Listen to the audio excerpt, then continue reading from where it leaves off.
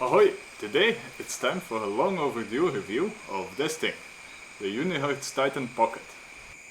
As you can see, it looks quite a lot like the BlackBerry phones from yesteryear, but unlike those, I believe you can still buy a brand new one of these, at least at the time I'm recording this, and it's got a quite nice and small form factor. It is 13 centimeters by 7 centimeters approximately, and it's quite fat, maybe like what, 1.5 centimeter, and here it is compared to what I'd say is an average phone nowadays. This is a Poco M3 Pro 5G. So it's fatter, but other than that, it's quite a bit narrower and a whole lot shorter. It also looks like it's supposed to be waterproofed on it, but no, it's just the looks. I don't know why they went for these looks. It's like all the waterproof and rugged phones. They look kinda like this transformer aesthetic, and I think they do claim it's like somewhat drop proof or something, but I beg to differ. I've had this back panel come off a few times because it's not glued properly, and then I glued it back, but I also didn't glue it properly, apparently. I used like contact cement, and I also tried like the B7000 glue that's all over AliExpress, and it's held together with screws, which is nice because it's quite easy to service, but the screws, they don't hold very well anymore because it's got like this metal inserts the screws go into, and those have popped out of the case, so if I really want to, I can rip the back off with my fingernails, but yeah, that's what I mean. You can see, I don't think it comes all the way apart. I think it's just one or two of them, and sometimes it falls, and that happens, but keep in mind I've been using and abusing this thing for over a year, and this is like my preferred phone to go out when I'm getting shit-faced drunk, because I don't care about it that much, because it's relatively cheap. I think this goes for 200 or 250 euros. Unihertz does sell the original Unihertz Titan, which is actually waterproof, or at least so they claim, but that one is like yay big, and you know what they say about people with big phones. And since I'm waffling on about durability, I also managed to break the speaker and the earpiece in this one, which is probably my own fault because I laid it down into the dust from using an angle grinder, and all the metal dust got in the speaker and the earpiece, and those stopped working. And I have a video somewhere showing how to replace the earpiece, which also shows you how this thing is actually quite easy to service. And I did hear allegedly Unihertz is not too nice about supplying parts if you ask for them. I haven't tried to ask for the speaker. The earpiece I could find easily, and that's the one that's important to me. What did disappoint me is that the little metal thingy used to be a silver colored decoration, I guess, here. It fell out, and there also was a small speaker grill under that. Those two fell out, and I cannot seem to put them back in a way that they stay. And I also broke the proximity sensor on this, presumably when replacing the earpiece, so that's probably my fault. Incidentally, that proximity sensor being broken is kind of why I'm rushing out this review while my memory is still fresh. I might actually get a replacement phone, because this thing is quite nice. But it's now unusable without the proximity sensor. If you've ever had the proximity sensor on a phone break, you'll know you need that thing, even though usually you take it for granted, because if you don't have one and you get a phone call, you hold the phone to your ear, the screen will not turn off, and your ear is guaranteed to press something it shouldn't, and your call might not even continue. Speaking about taking things for granted, we still have a headphone hole. There's a successor to this phone with a longer screen. I forgot the name of it, and that one doesn't have the headphone hole, so I like this one the best. Anyway, enough of me complaining how it's not as durable as it looks. It's still reasonable, and it's lasted through a lot of abuse. Still alive, mostly. And my first impressions of this thing were pretty good. Like, I love the size of this. It's perfect to fit in a pocket, even though it's kind of fat, but the name is well chosen. And it's alright as a phone, like if you use it for dumb stuff like just chatting, phone calls, this and that. When you want a keyboard on your phone, you don't get that many options. You have the FX Tech Pro 1, the Pro 1X, the original Titan, this thing, and then if you don't mind sitting the thing down on a table to type, you can get the Cosmo and Gemini from, what is it, Planet Computers. But this one is its own thing. It's, I think, the smallest thing you can find. Also, probably the cheapest that has a physical keyboard, I mean. Only thing I didn't like at first is the keyboard, because it felt like there's like a plastic bag under the keys or something. It has this like sound and feeling when you press the keys, but after using it for a week or so, that went away, and now they feel actually quite nice.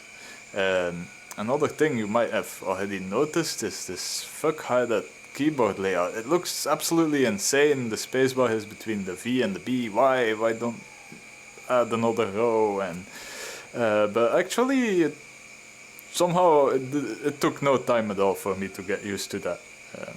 Only annoyance still is that the return key is like a little bit in the corner, so if you're using it one-handed, but this is usable with one hand to type, which is actually really nice.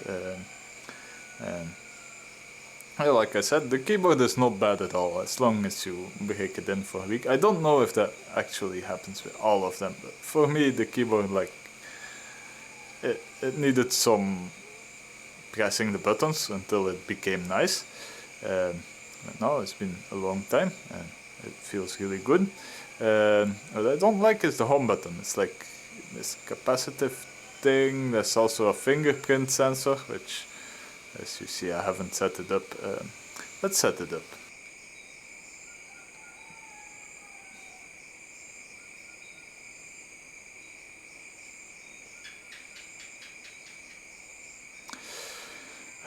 Okay, I don't have the patience to set this up right now. You'll just have to believe me that it works quite well to unlock the phone with that, but I'm not a fan of fingerprint scanners because my fingers get dirty or wounded and then it doesn't work.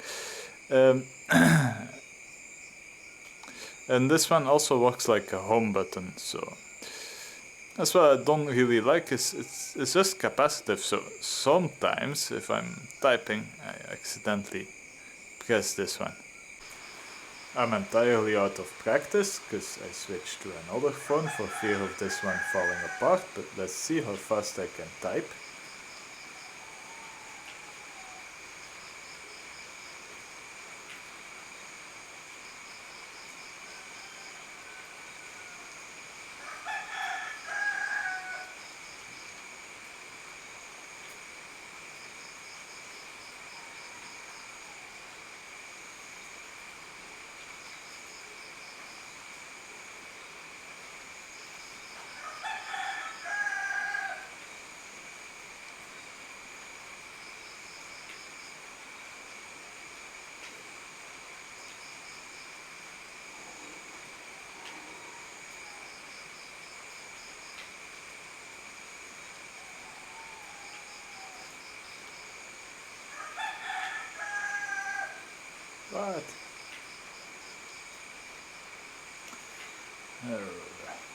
So 37 words per minute.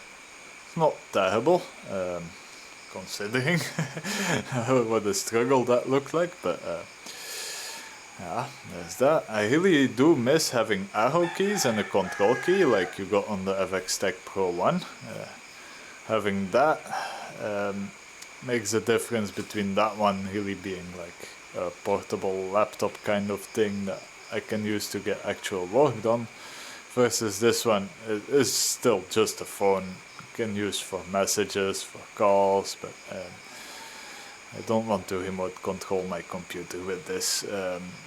So by some magic, this keyboard is also a capacitive touchpad. I think the secret hides in this silver bars between the keys, but don't quote me on that.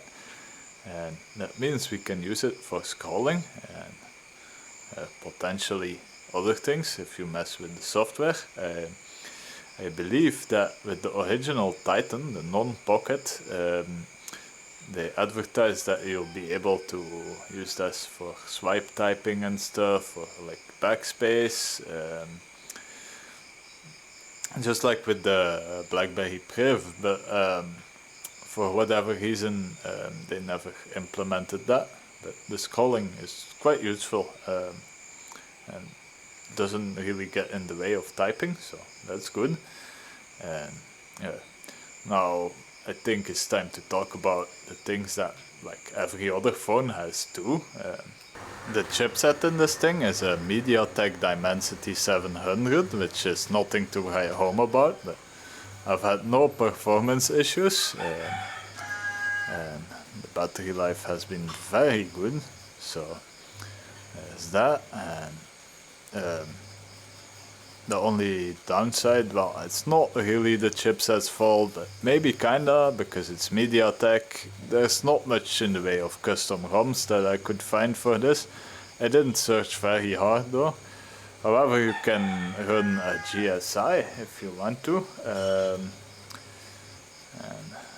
if you do that, just the AOSP from Google has a bunch of problems, like the keyboard, the touch sensitivity works like a mouse. You get a mouse cursor that you can move around, and it works quite well, but it interferes with the typing. So if you want to use a GSI on this, you've got work to do. And the Android you get on here is normal Android with Google services. You get the Play Store and this and that. All works fine, but it's all there is, and you get a little bit of bloatware like this SOS app and this and that. I think you can get rid of that if you want. Like this toolbox, you get this with a lot of cheaper MediaTek phones for whatever reason. You get like a spirit level thing, maybe actually useful. Another thing to talk about is the screen. It's an LCD screen, so it's never gonna burn in. I kinda prefer LCD screens over OLED because of that. And despite being LCD, it's rather nice and bright, good amount of contrast. Really looks just fine to me. And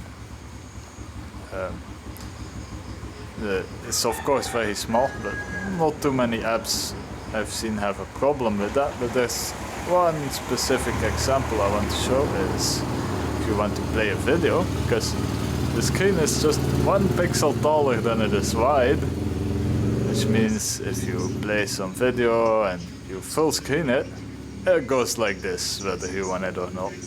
So I don't know if that's good or bad, depends how you like to hold it. I kind of wish it was horizontal. So, is that horizontal? I kind of wish you could hold it like this to watch a video, is what I'm saying. But you cannot. Maybe it's possible to fix this if you have the patience to mess with the firmware. But yeah, that's one of the biggest downsides I found to this phone in like my use anyway. But it's still usable. I just hold the phone like that. So you might have heard the speaker is fucked. When it's new, the speaker is really good. There's only one speaker, so it's not stereo, but it's really nice and loud, really loud and clear. Works very well. Also the earpiece has been just good, quite loud. The torchlight in this is brighter than most I've seen. It's very good actually.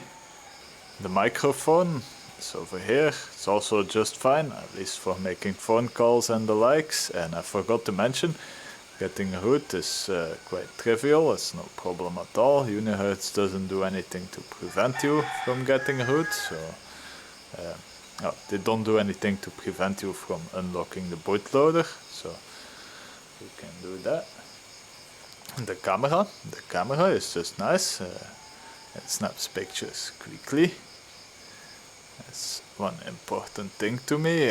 I hate when the camera waits around after you press the button. This one doesn't wait around. It takes okay pictures for like a cheap phone.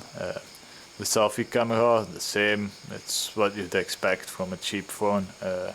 Nothing to write home about, but if you were just taking pictures to document stuff, it's just good. I've had some like really nice looking pictures from this, even the lights need to be good.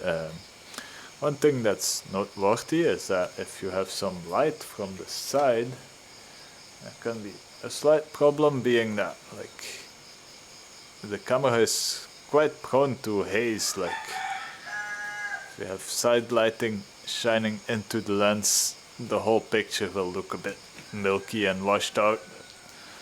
It's really not that big of an issue. And with the phone reception, the Wi-Fi and the Bluetooth, I've had no issues at all. Same GPS also works normally, except the compass. The compass can be shitty at times.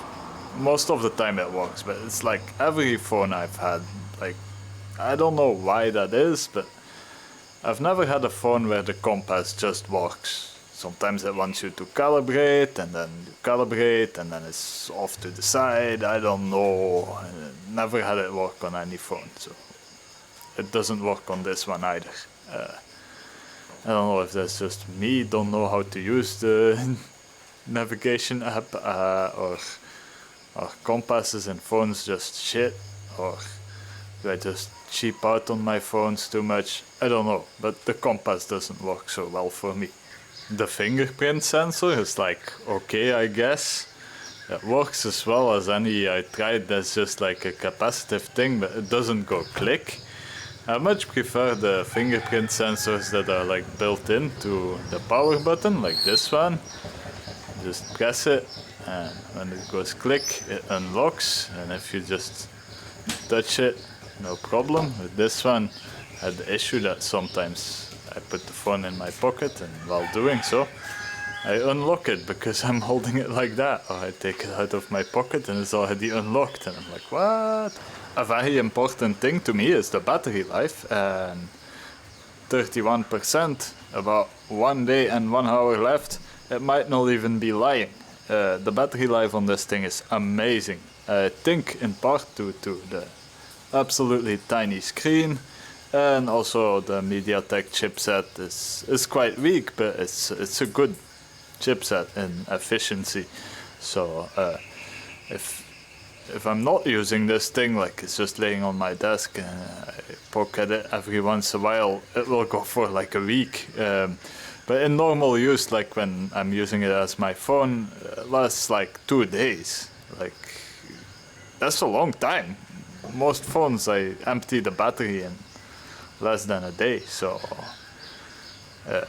this is very good, especially for such a small thing. Like the battery in here is also quite small, but still, yeah, the battery life really impressed me on this thing. The repairability is also something I care about, because I like to use my phones a long time sometimes, and this one you can take the entire thing apart with just a screwdriver, except the screen, which I think you can press it out from the back or something.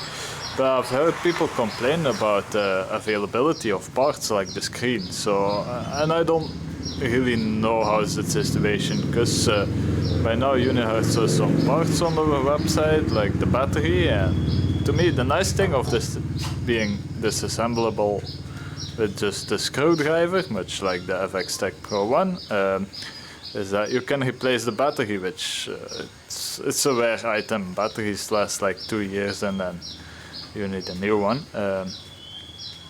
So it's nice that you can take it apart with a screwdriver. I don't know how's the situation with getting parts. And there's like some miscellaneous things I don't know if I told about yet. There's infrared blaster, so you can use this thing as a remote control if you find an app that supports your whatever you're trying to remote control. Television, aircon, fans, what else do people remote control? Also Unihertz sells a silicone case for this, which I think it's absolutely ridiculous. This thing is already so fat and it's reasonably sturdy. But what I do like is they also sell this, which is like a belt holster. That's how I've been keeping the phone. It's kind of 90s, but I really like it. It means that the phone doesn't eat my pocket space, even though it's called a Titan Pocket. I like this thing. It's fake leather, but it seems to be reasonably well made other than being fake leather. I burned it over here a bit because the USB connector is of course a USB-C, since this is a rather recent device. One last thing to do.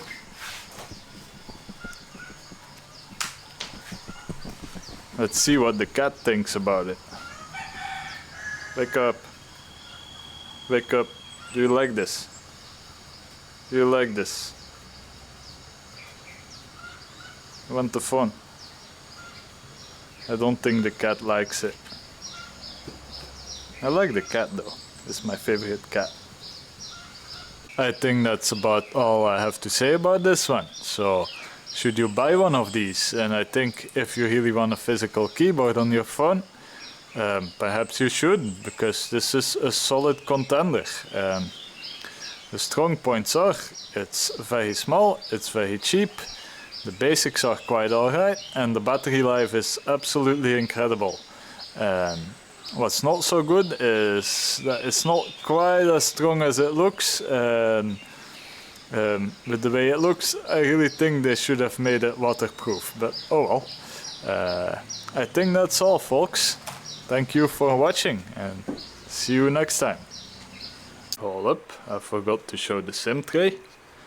That one is pretty typical. You press it with the pin and then you get the option for either 2 SIM cards or 1 SIM card and a memory card. And that really is all, folks. Thank you for watching.